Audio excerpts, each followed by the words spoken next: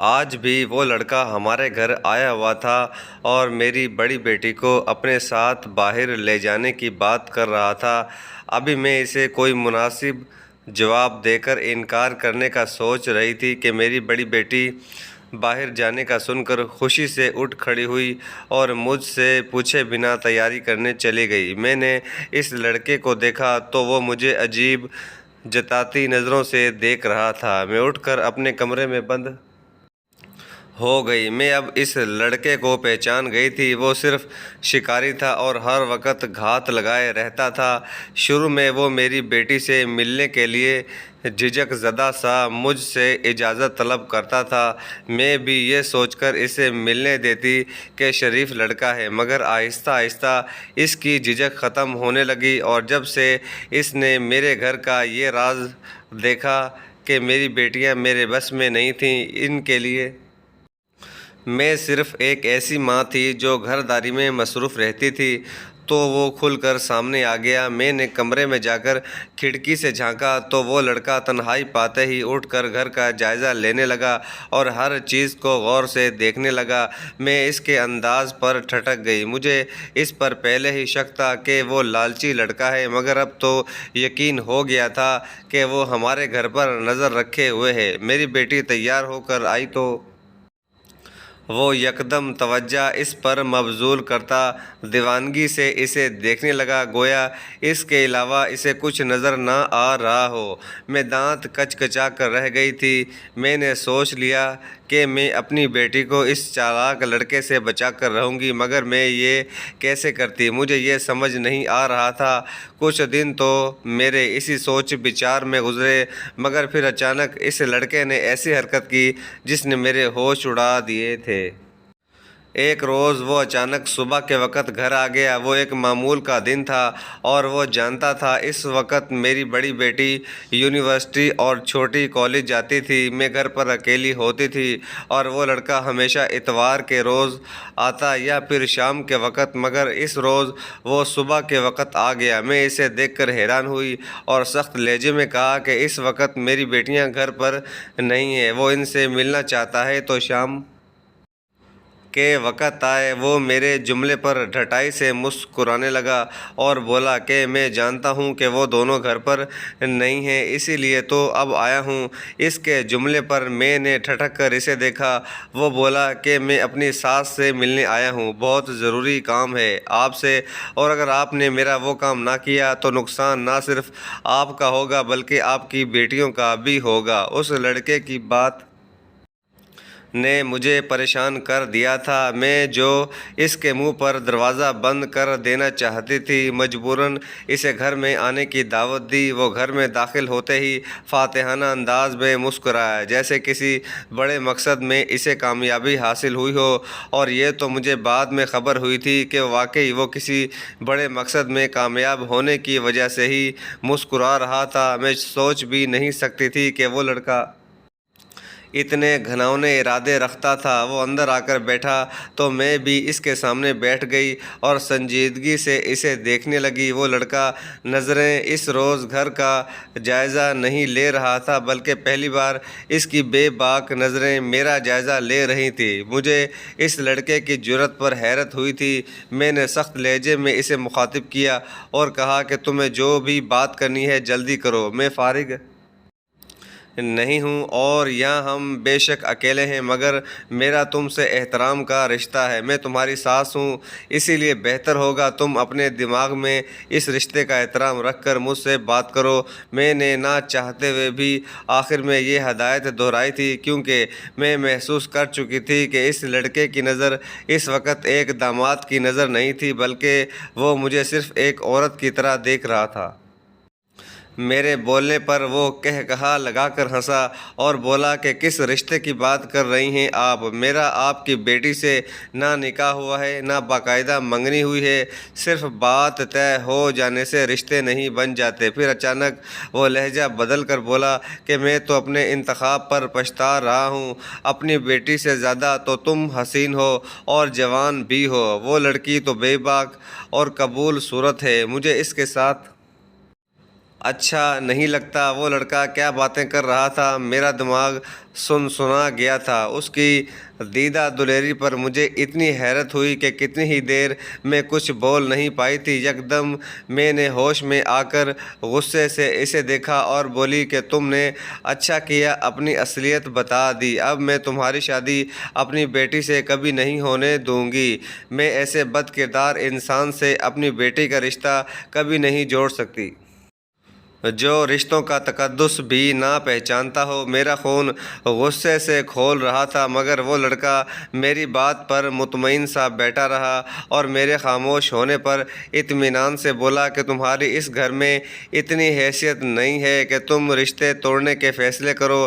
تم اپنی بیٹی کو میرے بارے میں بتاؤ گی تو وہ تمہارا نہیں بلکہ میرا یقین کرے گی، اور اگر میں نے اسے یقین دلایا کہ مجھے یہاں تم نے بلوا کر غلط مطالبہ کیا تو تمہاری بیٹیاں تمہیں دھکے دے کر اس گھر سے نکال دیں گی۔ وہ لڑکا میری بیٹیوں کی نظر میں میری کم حیثیتی کو دیکھ کر ہی اتنا حد سے زیادہ بڑھ رہا تھا۔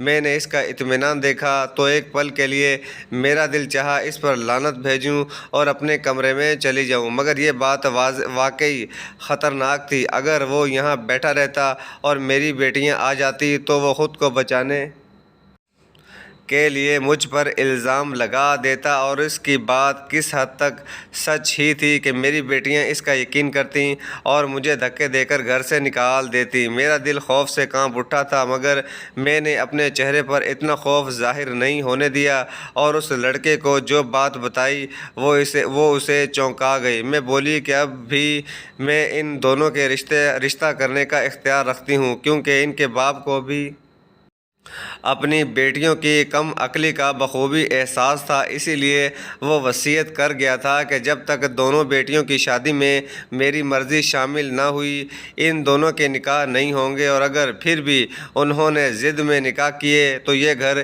ان کے بجائے میرے نام ہو جائے گا۔ میں نے یہ جھوٹی وصیت بتاتے ہوئے دل میں اپنے مرحوم شوہر سے معافی مانگی تھی، مگر میری چال کامیاب ہوئی اور وہ لڑکا میری بات پر کچھ بے چین سا ہو گیا۔ میں نے اس سے پوچھا کہ اگر اسے میری بیٹی سے شادی کرنی ہے تو وہ کوشش کرے کہ مجھے تنگ نہ کرے، ورنہ اس کا کام خراب ہو جائے گا اور یہ گھر مجھے مل جائے گا۔ میں نے جان بوجھ کر بار بار گھر کا ذکر کیا، کیونکہ میں جانتی تھی وہ اسی گھر کی لالچ میں ہی میری بڑی بیٹی سے شادی کر رہا تھا، ورنہ یہ سچ تھا کہ وہ دونوں بہنیں قبول صورت اور عام سی لڑکیاں تھیں، جبکہ ان کی نسبت میں نہایت خوبصورت اور جوان لگتی تھی۔ میری بات پر وہ لڑکا کچھ دیر مجھے دیکھتا رہا اور پھر بولا کہ میرے پاس تمہاری بیٹی کا ایک ایسا راز ہے کہ تم نہ چاہ کر بھی اس کی شادی مجھ سے کرواؤ گی۔ میں اس لڑکے کی بات پر اندر ہی اندر کھٹک گئی۔ وہ یقیناً کچھ تو ایسا جانتا تھا جس کی وجہ سے اسے اتنی ہمت ہوئی تھی میرے سامنے کھل کر بول رہا تھا۔ میری خاموشی اور حیرت پر اس لڑکے نے خاموشی سے اپنے موبائل پر ایک ویڈیو چلائی اور موبائل میرے سامنے کیا۔ میں اس کے موبائل کی اسکرین دیکھ کر ساکت رہ گئی۔ وہ میری بڑی بیٹی کی نازیبا ویڈیو تھی۔ وہ ویڈیو دکھا کر میرا سر شرم سے جھک گیا۔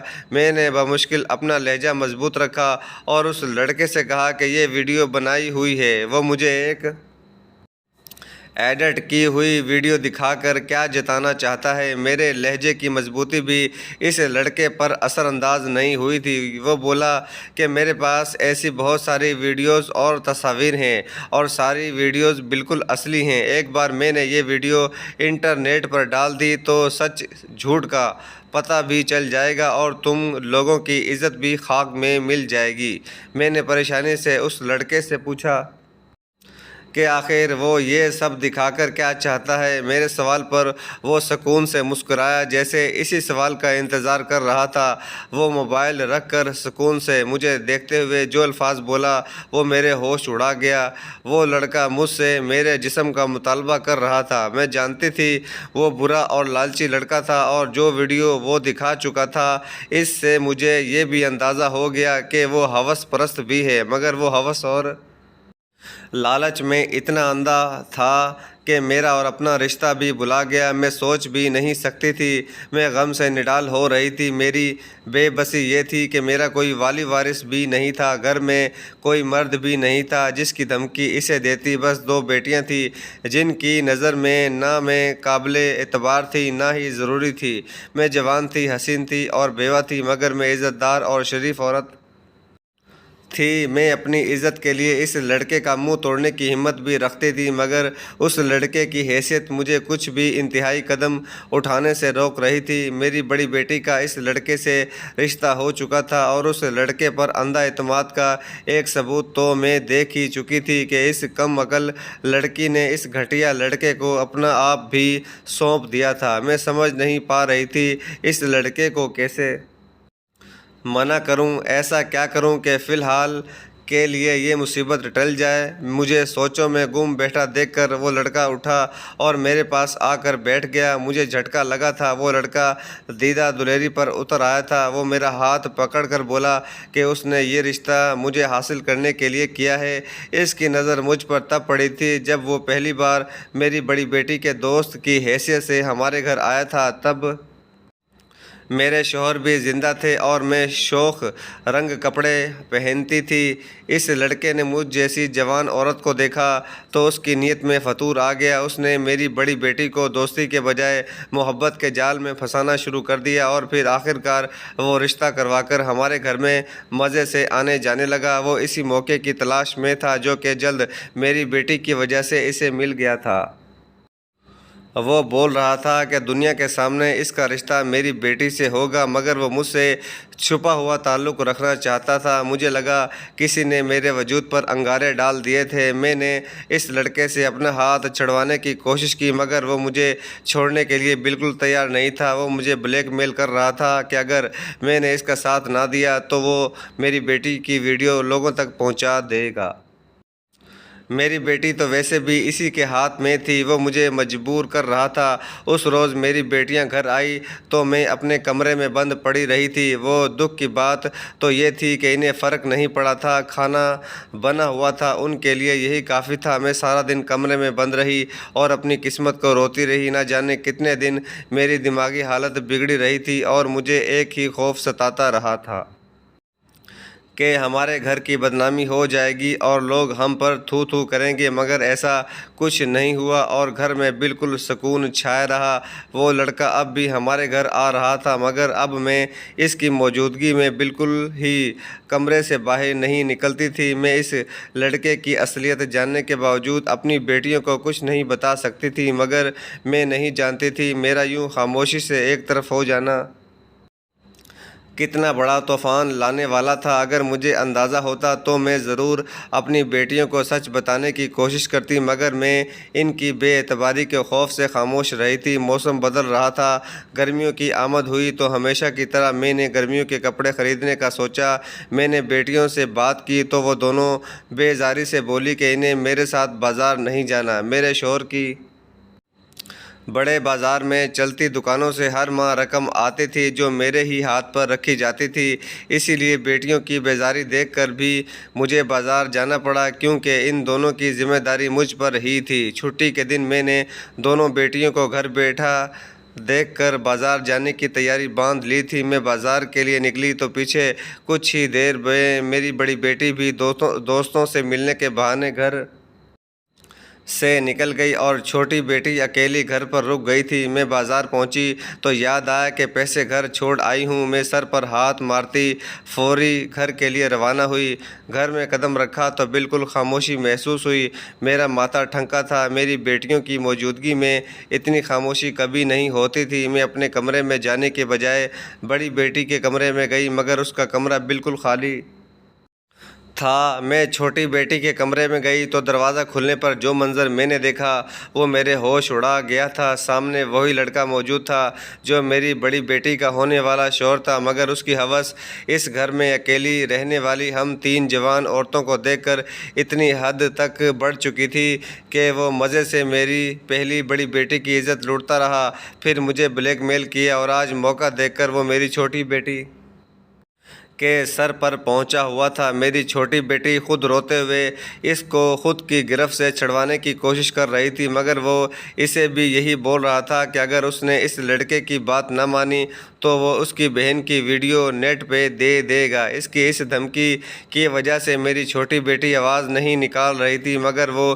ڈری ہوئی تھی اور بری طرح رو رہی تھی۔ میں نے یہ منظر دیکھا تو میری آنکھیں جل اٹھیں اور میں نے آؤ دیکھا نہ تاؤ قریب پڑا، نہایت بھاری گلدان اٹھا کر پیچھے سے اس لڑکے کے سر پر دے مارا۔ میں نے اپنا پورا زور لگا کر ضرب لگائی تھی، جس کی وجہ سے اس لڑکے کا سر زخمی ہو گیا اور وہ جھٹکا کھا کر زمین پر ڈھیر ہو گیا۔ میری بیٹی اٹھ کر میرے پاس آئی اور میرے پیچھے چھپتے ہوئے رو رو کر اس لڑکے کی اصلیت بتانے لگی۔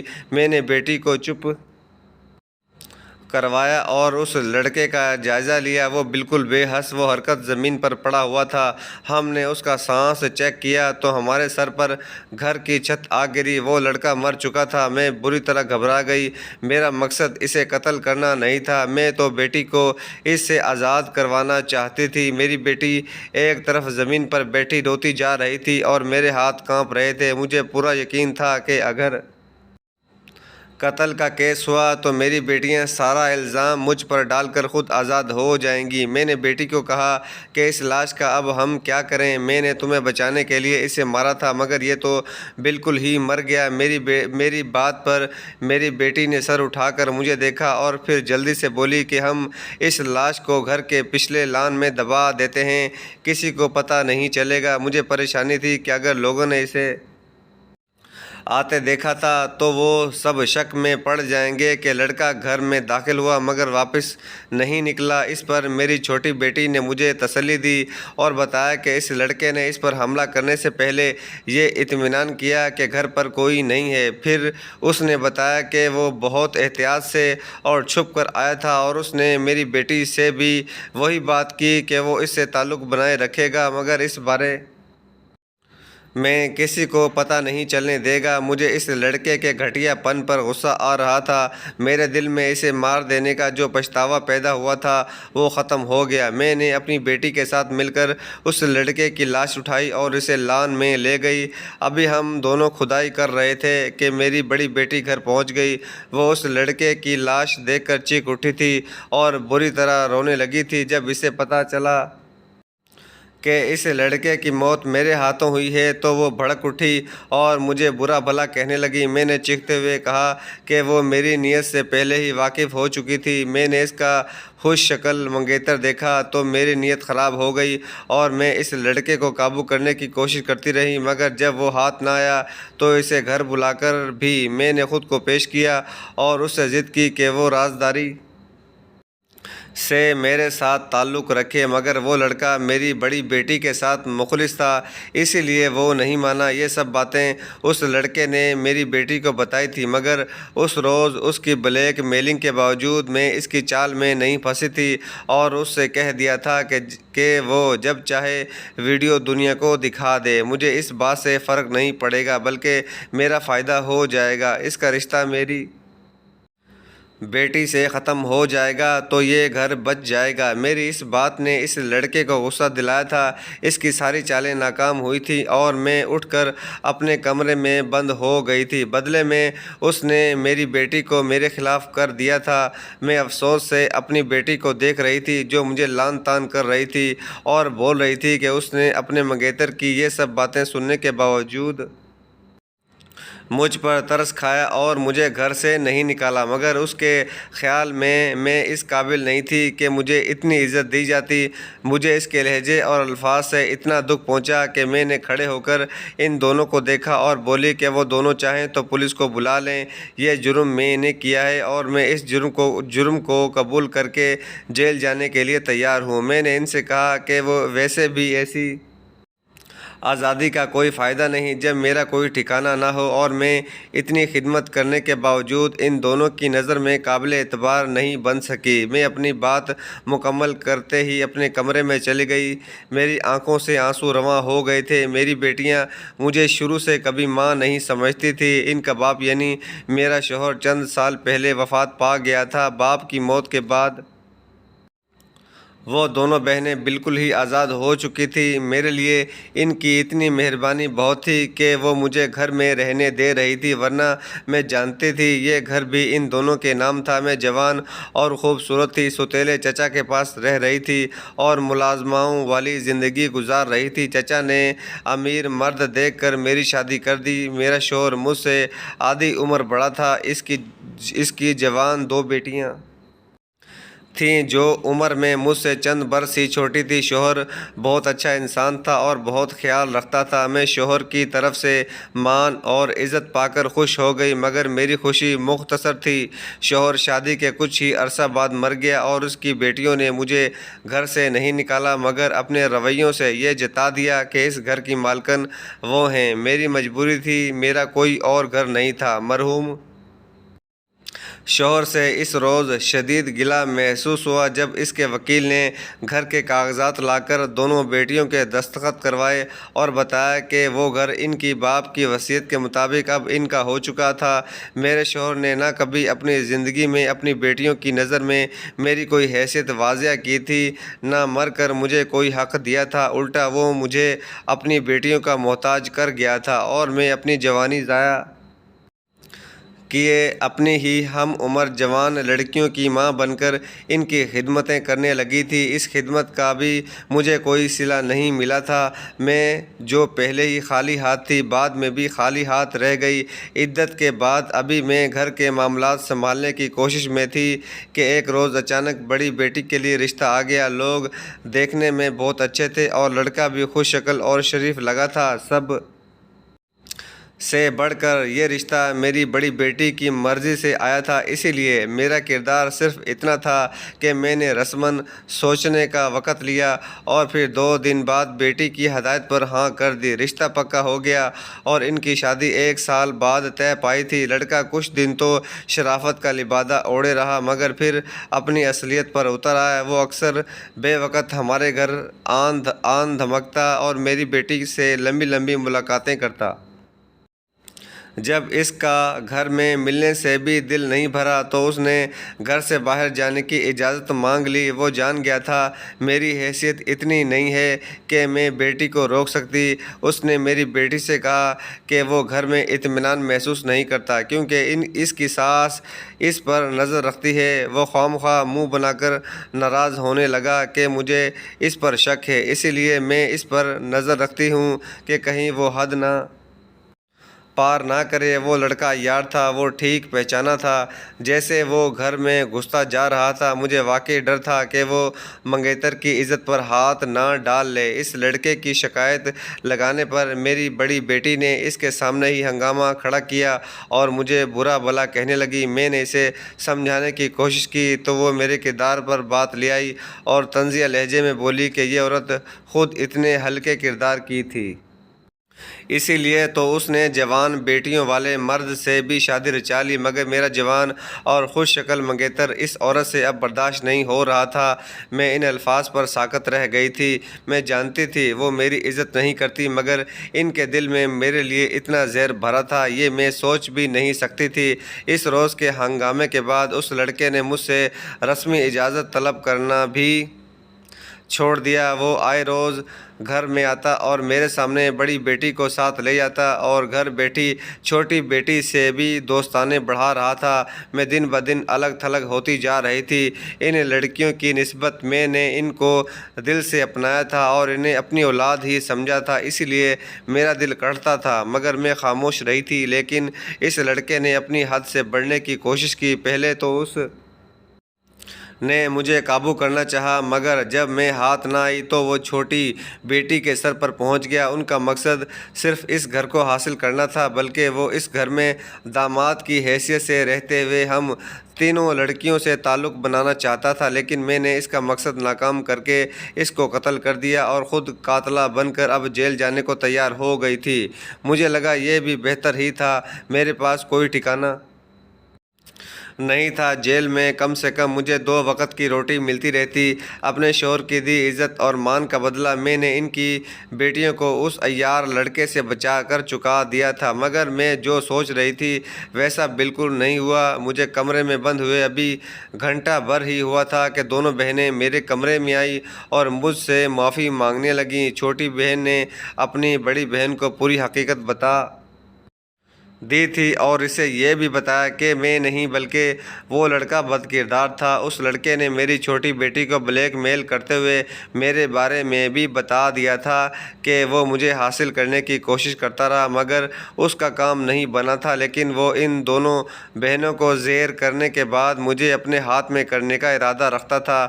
وہ دونوں مجھ سے معافیاں مانگنے لگیں اور بولیں کہ بظاہر وہ مجھے سے جتنی بھی الجھن ظاہر کر لیں مگر انہیں مجھ سے پیار تھا اور وہ میری قدر بھی کرتی تھی، اسی لیے اس لڑکے کی باتوں پر میری بڑی بیٹی نے یقین نہیں کیا اور اب بھی میرے جیل جانے کا سن کر گھبرا گئی تھی۔ انہوں نے مجھ سے معافی مانگ کر یہ بھی بتا دیا کہ اس کے باپ نے وصیت میں میرا ماہانہ خرچ رکھا تھا، جو وکیل نے ان کے کہنے پر مجھے نہیں بتایا تھا، کیونکہ انہیں ڈر تھا پیسہ ملنے پر میں انہیں چھوڑ جاؤں گی۔ میں نے ان دونوں کو کھلے دل سے معاف کر دیا اور یقین دلایا کہ میں انہیں چھوڑ کر کبھی نہیں جاؤں گی، مگر اب مسئلہ اس لڑکے کی لاش کا تھا جو لان میں پڑی تھی۔ میں اور میری چھوٹی بیٹی چاہتے تھے کہ اس لاش کو چھپ چھاپ لان میں دفنا دیا جائے، مگر میری بڑی بیٹی نے سمجھداری کا کام کیا اور پولیس کو بلا لیا۔ پولیس کو ہم نے لاش دکھا کر ساری بات بتا دی۔ میری بڑی بیٹی نے میرے مرحوم شوہر کا ذاتی وکیل بھی بلا لیا تھا۔ وکیل نے نہایت سمجھداری سے سارا معاملہ سنا اور پولیس کو بھی ساری بات بتائی۔ تفتیش جاری رہی اور مجھے وکیل کی مہربانی سے ہی تفتیش کے دوران گھر رہنے کی اجازت ملی رہی۔ جب پولیس نے لڑکے کے گھر والوں کی خبر لی تو پتہ چلا کہ وہ لڑکا لاوارث تھا اور جس مرد و عورت کو وہ ماں باپ بنا کر لایا تھا وہ دراصل اس کے باپ کے دوست کا گھرانہ تھا۔ انہوں نے پولیس کو صاف صاف بتا دیا کہ انہوں نے لڑکے کی ضد پر جا کر رشتہ مانگ تو لیا تھا، مگر انہیں اس لڑکے کا جھوٹ بولنا پسند نہیں آیا تھا۔ ان دونوں نے لڑکوں کو سمجھایا کہ وہ شادی سے پہلے لڑکی والوں کو بتا دے کہ اس کے ماں باپ نہیں ہیں اور وہ لاوارث ہے، مگر اس لڑکے نے خاموشی اختیار کیے رکھی تھی۔ یہ سچ پتہ چلنے پر اس لڑکے کا کیس اور بھی کمزور ہو گیا اور پولیس کو ہماری بات پر ہی یقین کرنا پڑا۔ چند ماہ کی مسلسل تفتیش اور جانچ پڑتال کے دوران کچھ ماہ کے لیے مجھے جیل بھی جانا پڑا تھا، مگر جلدی سچ سامنے آ گیا اور عدالت نے اس قتل کو جان بچانے کی وجہ بنا کر مجھے باعزت بری کر دیا تھا۔ اب میں اپنی دونوں بیٹیوں کے ساتھ رہتی ہوں۔ میں آج بھی ان کی ماں کی حیثیت سے ہی رہ رہی ہوں اور وہ دونوں بھی مجھے ماں والا درجہ دیتی ہیں۔